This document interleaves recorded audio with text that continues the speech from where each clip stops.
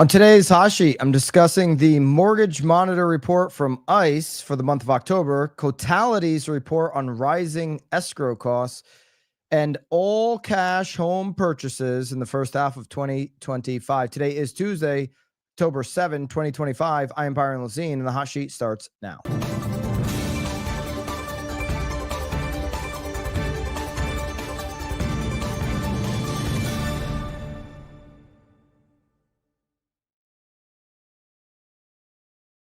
Live from my Connecticut studio here.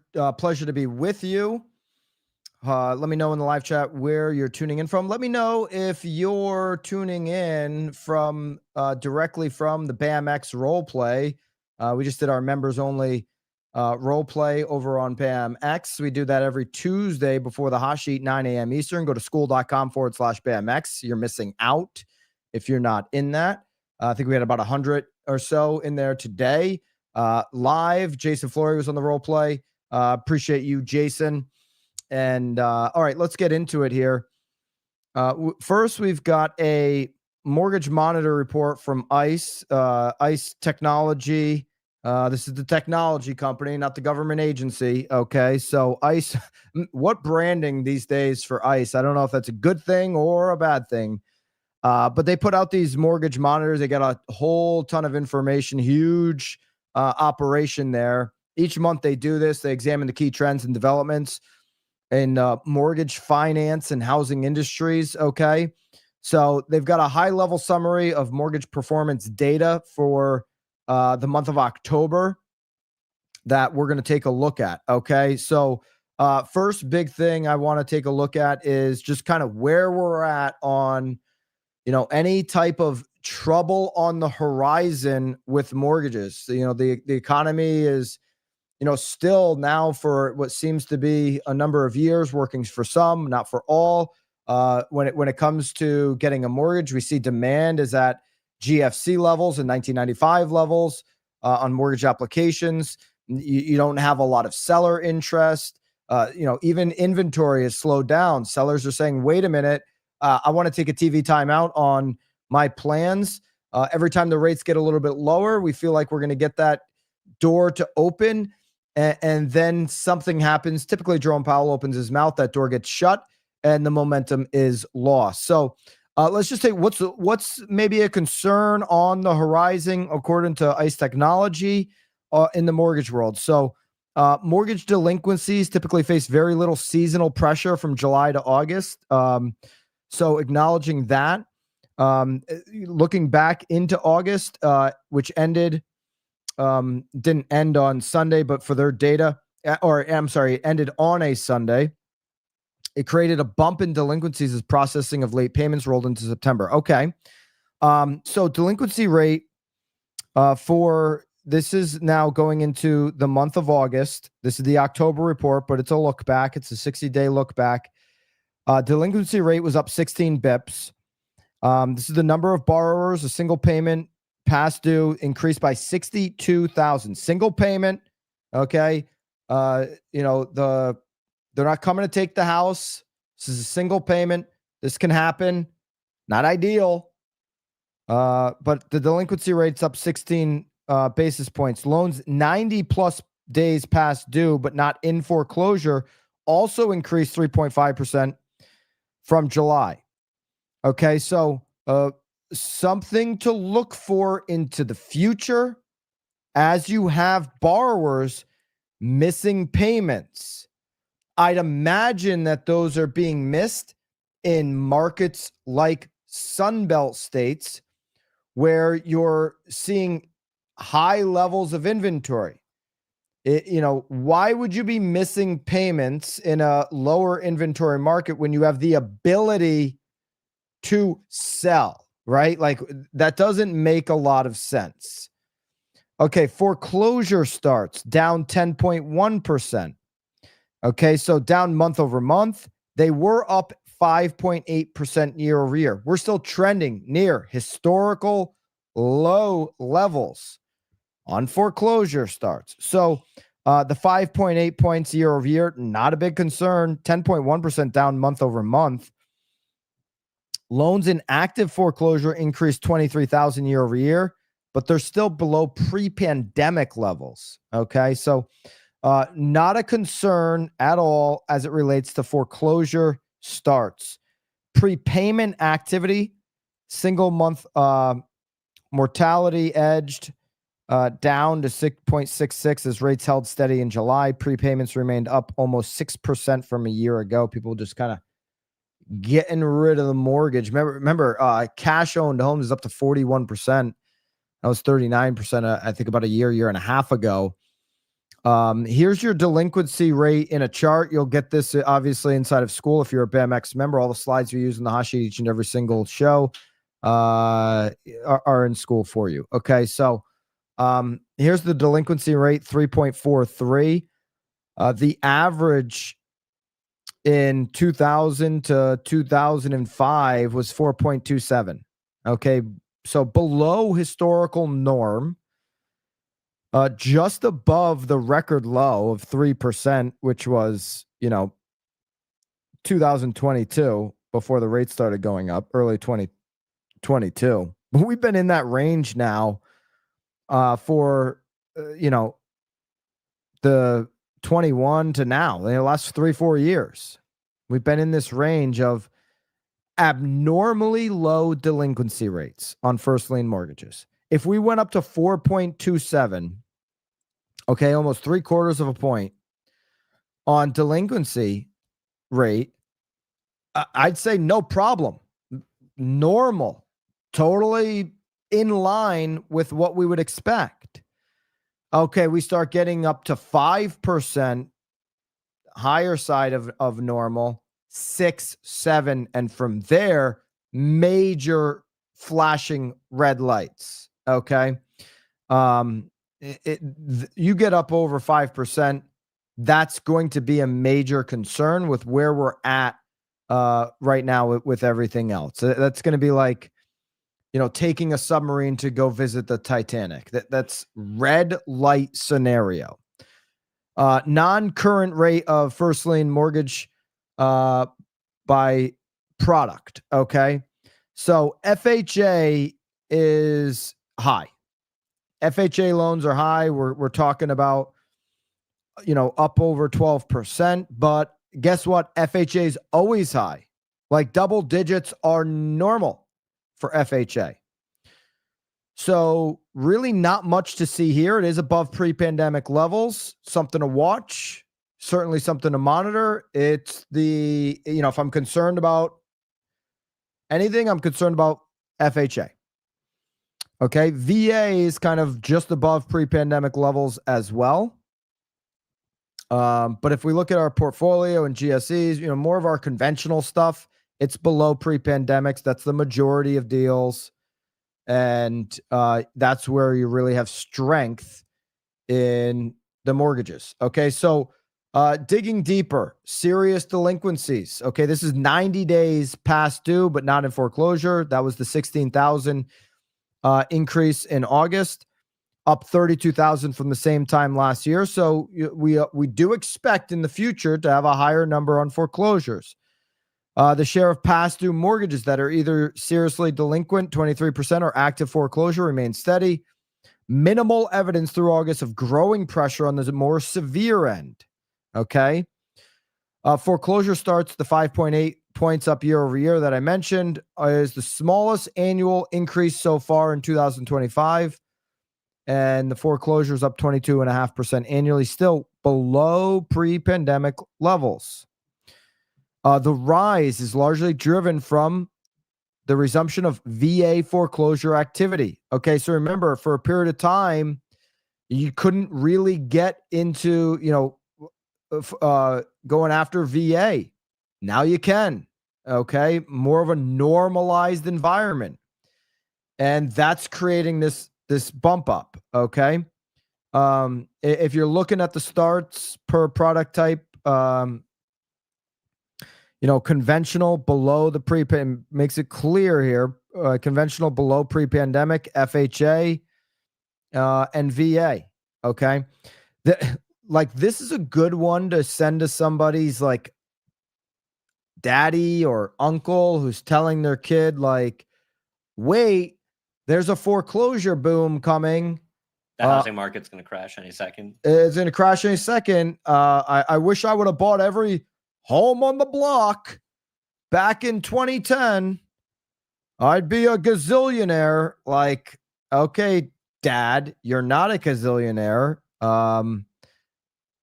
You're still living in the same house your daddy gave you. So I'm not going to take the advice from you. It might be a good chart to send that guy who's like just always waiting for the next catastrophe, living in fear, not living long term in reality. Long term, people stay in the house 10, 12 years. All right.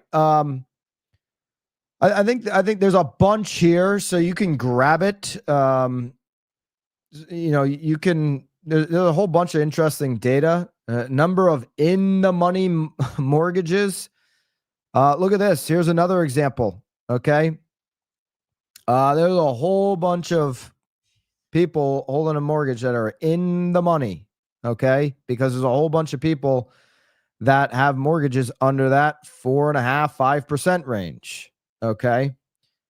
So there's a whole bunch of data here. You can grab it inside of school for BAMX member, school.com/BAMX. Just simply join BAMX for free for the next 7 days. We're extending our free trial. We had that on the webinar last week, and the free trial is open. So if you just want to try BAMX out, you can do that for 7 days. Just click on Classroom up here, whether you're on the mobile app. Great mobile app on School. This is one of the reasons we're on School. The mobile app's easy, it's functional, fast, it's brilliant. Great mobile app. Or from the desktop or the iPad like I'm on, click on Classroom, go down to the hot sheet Classroom, go to today. We've got all the past hot sheets and charts. We upload this stuff every single day, and grab the data that you need to send that daddy-o a real report. Okay. All of the notes that I use to run the show are down at the bottom. So we upload that each and every single day that we do the hot sheet.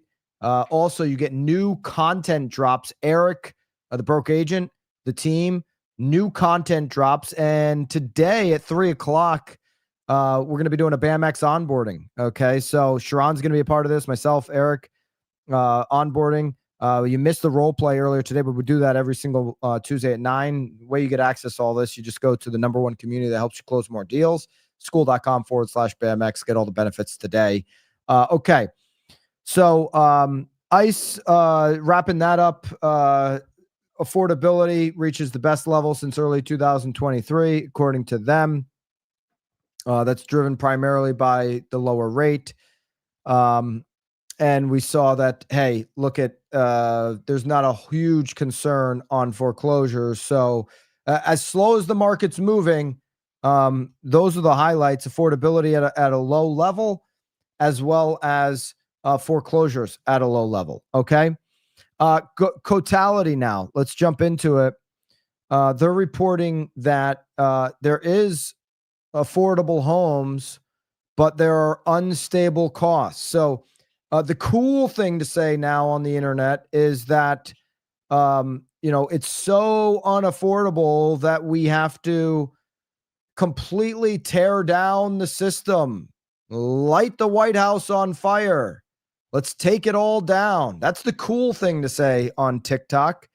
It's not a political thing. It's like both sides of the aisle are morons. I tend to agree with that. But the plan is, let's go to socialism. Kind of insane, kind of an insane plan, if you ask me, to fix affordability, without just acknowledging, hey, like, affordability has loosened up. Let the market dynamics work its way out. That's what we're in the middle of right now. So here's the deal. Escalating escrow costs are reshaping the financial reality of home ownership. So while affordability is maybe loosening up a little bit, and you'll see more of that as rates and the spread get better, there's a cost associated with home ownership that is increasing it and making it more of an issue for potential home buyers. Escrow costs. Okay. Think about the escrow costs. that are being put away on a mortgage statement. Okay, they now rival mortgage principal and interest payments for growing share of homeowners. This is property tax increases, insurance premiums, states facing natural hazards and migration. Why is the conversation from the governor office in Florida about not only reducing but potentially getting rid of property taxes? They know in Florida they got a big problem with insurance increases. So how do we get that? How do we control the average monthly escrow amount? And this is where it's gone. Okay. Monthly average escrow amount is up now well over $600. If you go 10 years ago, that was about $400. Okay. So it's an average of 45% more in escrow costs compared to just 5 years ago. They're not shared equally. The steepest increase are states where you've got flood issues or natural hazard, risk. Across the Midwest, parts of the South, accessible home prices have been a magnet. So, certainly Midwest, very good price point entry for affordable homes. But you've seen the highest jump in property taxes. States with the largest change in average escrow amount, 2025 compared to 2019. Okay. So while the nation is at that 45% mark, you got Colorado is up over 70%, Florida, Wyoming, South Dakota, Montana, Louisiana, Alabama, those Gulf Coast states, Florida, Alabama, Louisiana, Georgia, North Carolina on the East Coast. These are the states that are seeing the biggest increase in these average escrow amounts. The escrow and walking somebody through, we were talking about this on BAMX this morning. Walking somebody through their carrying costs can be eye-opening at times. Like, hey, when's the best time to sell? Agents always fumble the answer to this question, and a customer tunes them out because the answer is typically very diabolical. We worked through on BAMX exactly how to answer that question. But as you dig deeper, where somebody may want to wait for that perfect storm on pricing, you walk them through the hard numbers. Not many people, if you ask even experts in this space, go around your office today, ask, hey, what's your escrow cost per month? Oh, I don't know. My wife pays the bills. I don't know. Not a lot of people know the numbers. And when you walk somebody through those numbers on carrying costs to make a decision for their next real estate move, there's an eye-opening experience there. Sometimes waiting for the best time to sell doesn't mean actually putting the most money in your pocket. There's a math equation that calculates money spent between now and when you actually sell. Here's the degree to which escrow costs can alter monthly mortgage payments. It's a big number. Across the Midwest, the amount paid towards insurance and property tax is almost half the monthly cost of owning a home. So, escrow share of the total mortgage monthly payment, 38% Florida, 44% in Texas. Okay, there's not even a lot of states. Nevada's an example of being on the low end, 22%. Arizona, 23%. Those are the two that kind of stand out where there is, a lower share. But you got a whole bunch of states here. California's only at 30. Obviously, insurance premium probably push that number up in the future. But you got 45, 44%. There's some really big numbers. New York's at 41%. And that is one of the things making it even more and more unaffordable. All right. If you got cash, you don't have to worry about it as much. Realtor.com stating the tried and true, obvious statement, cash is king. All right, so let's break down some of the trends in all cash homes. The key takeaways on this report from Realtor.com. 1/3 of homes sold in the first half of this year, 32.8%, right on the number of a third, paid for in all cash. Okay. We know right now 41% of homeowners own their home cash. There's not going to be any, fire sale coming from that 41%. And foreclosure activity, as we looked at here at the beginning of the show, certainly wouldn't suggest it. Cash sales peaked in 2012. Well, why in 2012? The double bottom of the market in the GFC recovery, and investors started to move in at scale in 2012. Okay. It was pretty obvious 2012, like, this is it. This is the true bottom. It's all been yacked up. Like, we can move on and recover from here. And the investors moved in, and cash sales peaked in 2012 at 35.4%. Here it is. We're near that level. Okay. Why? If you're an investor, if you want to get any kind of return right now, cash is going to be how you do it. Okay. It's tough. I was talking to somebody the other day. We were having dinner, and it's like, hey, I'm thinking about some investment property. Should I go bigger or kind of smaller? I'm like, dude, what are you trying to accomplish? And he's like, cash flow. I'm like, you going cash, or you're going to finance the deal? No, I'm going to finance it. Okay. Well, if you're going to finance a deal today, you better go big if you want cash flow, more doors.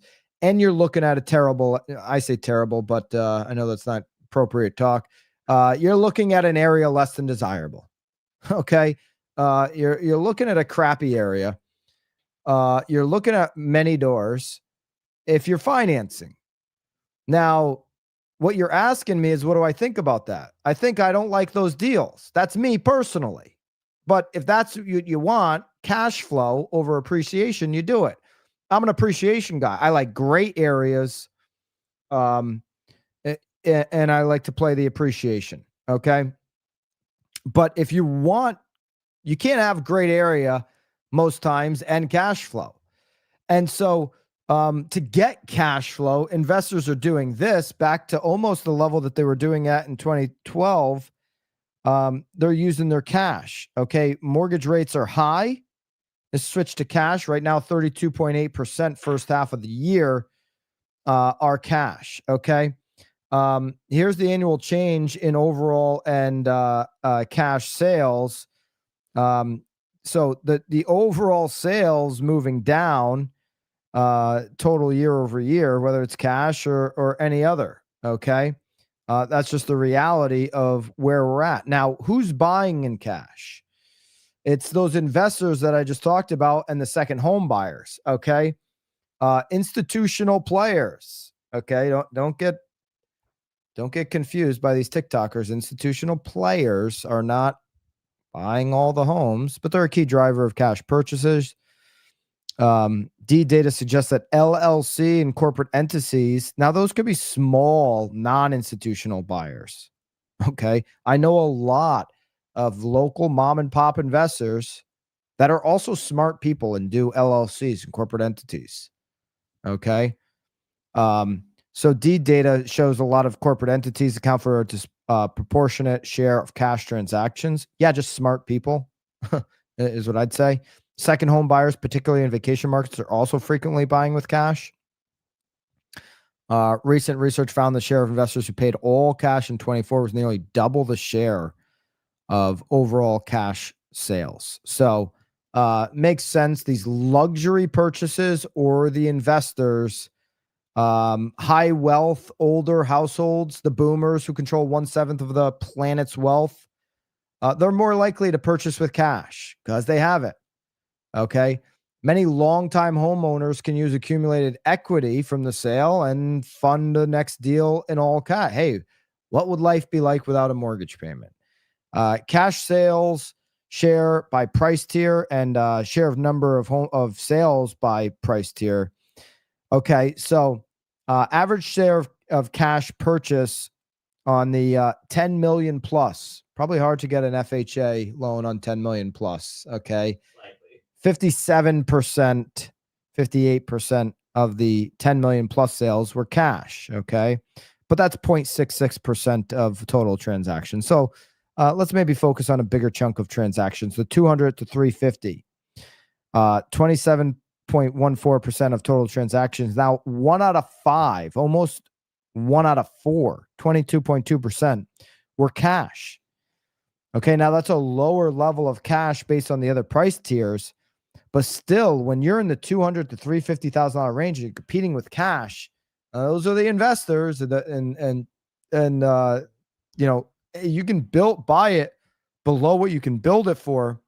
That's what JP Morgan Chase is doing. They want to push $1 billion into that category. Buy below what you would have to build it for. It's very attractive, and so cash across all price categories, really high.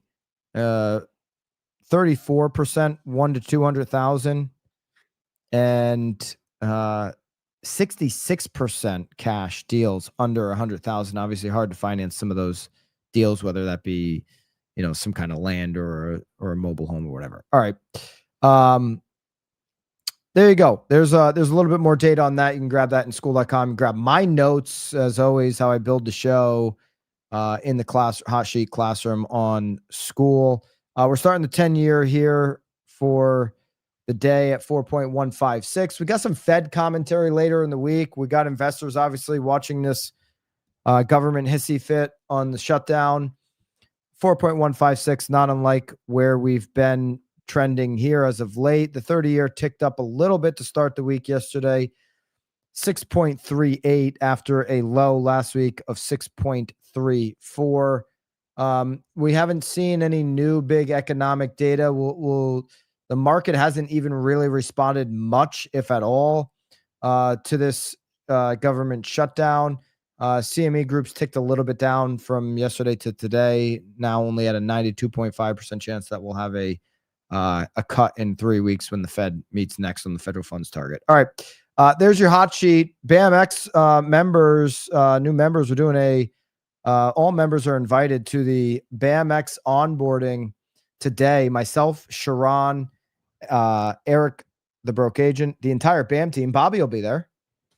True news. I will be there. Bobby will be there. So this is an onboarding masterclass, direct questions to the BAM team, to all of us. That's happening today at 3:00. So even if you're a current member, you just want to get a refresher on all the benefits that are included into BAMX, jump on that. We do office hours. Tomorrow we're doing it at 3:00 with the broke agent and our head of video here, Bobby, as well.